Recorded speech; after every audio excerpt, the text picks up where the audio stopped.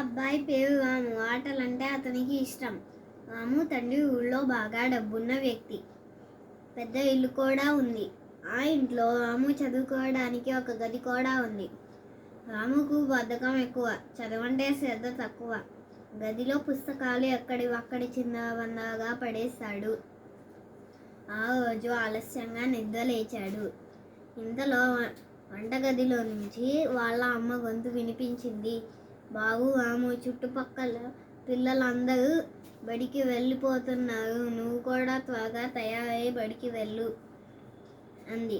కాసేపటి తర్వాత పుస్తకాల సంచి భుజానికి తగిలించుకొని బయలుదేరాడు. కొంత దూరం నడిచేసరికి దారిలో ఉన్న మామిడి తోటలోకి వెళ్ళాలి అనిపించింది. వెంటనే దారి మళ్ళాడు. రాము మామిడి తోటకు చేరుకున్నాడు. పారుతున్న నీళ్ళ గలగలలు, పక్షుల కిలకిలలు, వాటి రెక్కల టపటపలతో పచ్చని ప్రకృతి ఆహ్లాదంగా ఉంది. రాముకు ఎంతో సంతోషంగా ఉంది. అక్కడున్న పక్షులతో ఆడుకోవాలనిపించింది. చెట్టు కొమ్మ పైన కాకి కనిపించింది. కాకి కాకి మనం ఆడుకుందామా అని అడిగాడు. దానికి కాకి, అయ్యో బాబు, రానున్నది వానాకాలం. అసలే నాకు గూడు లేదు.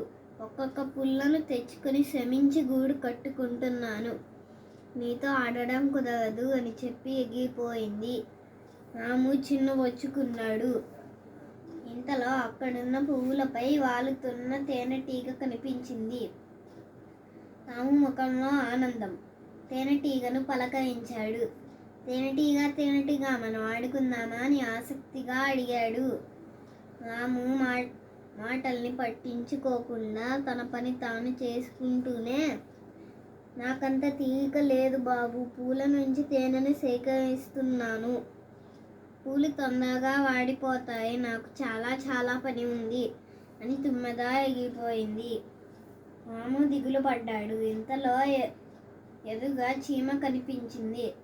చీమ మనం ఆడుకుందామా అని ఆత్రంగా అడిగాడు. బాబు, ఇది నేను గింజలు సేకరించుకునే కాలం. ఇప్పుడు సేకరించుకోకపోతే రానున్నది వానాకాలం, అప్పుడేం తింటాం?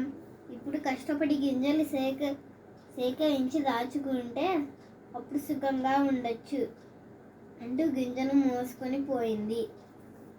అదేమిటి, నాతో ఆడుకోవటానికి రావటం లేదు అని రాము అక్కడే కూర్చొని ఆలోచించసాగాడు. కాకి, తేనెటీగ, చీమ వాటి పనిలో అవి ఉన్నాయి కదా. నాకు ఇప్పుడున్న పని బడికి వెళ్ళి చదువుకోవడమే కదా. నేనెందుకు బడికి వెళ్ళకుండా ఇలా వ్యర్థంగా తిరుగుతున్నాను? నేను బడికి వెళ్తాను అని అనుకున్నాడు. వెంటనే కింద పడి ఉన్న పుస్తకాల సంచి ఇష్టంగా చేతిలోకి తీసుకున్నాడు. మళ్ళీ బడికి వెళ్ళే దారిలోకి వచ్చాడు. ఎదురుగా బడి ఆత్మీయంగా కనిపిస్తుంది.